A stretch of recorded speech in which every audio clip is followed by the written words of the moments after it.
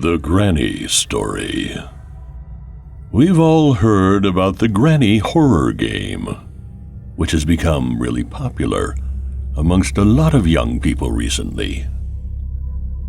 One of those boys who has played the game is Peter, who sent us this story. 14-year-old Peter used to play this game every day and didn't listen to anyone. His parents were really worried about him because he didn't pay attention to his studies, and his addiction to the granny game grew worse day by day.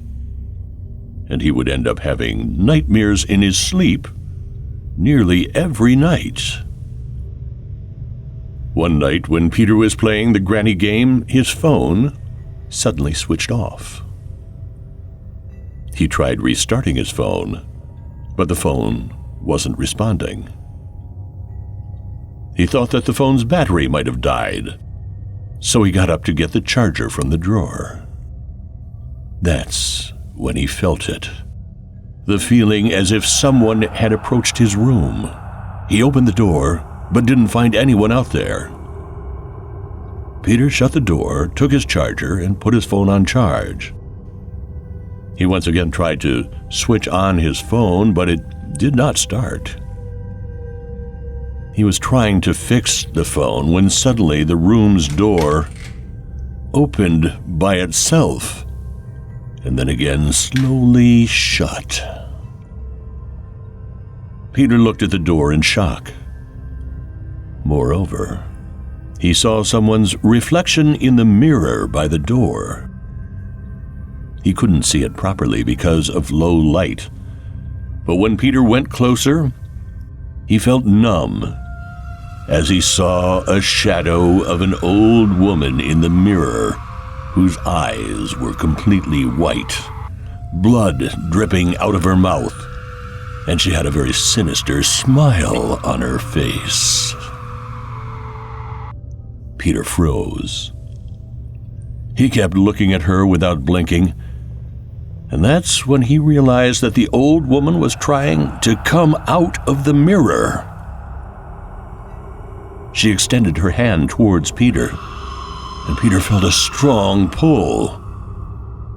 He somehow managed to run from there, jumped into his bed, and pulled the covers up over his head.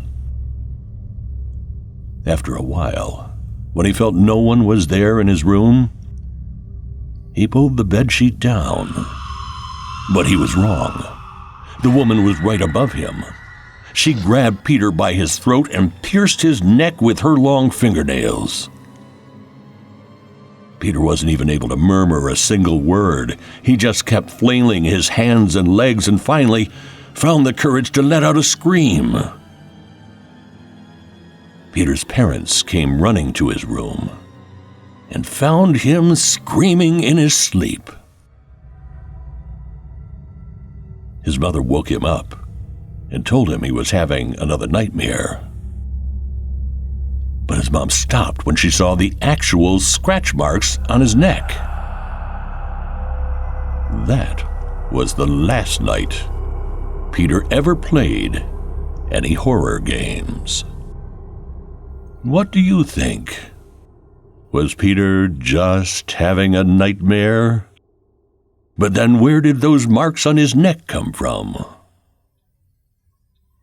Do you also have bad dreams after playing horror games?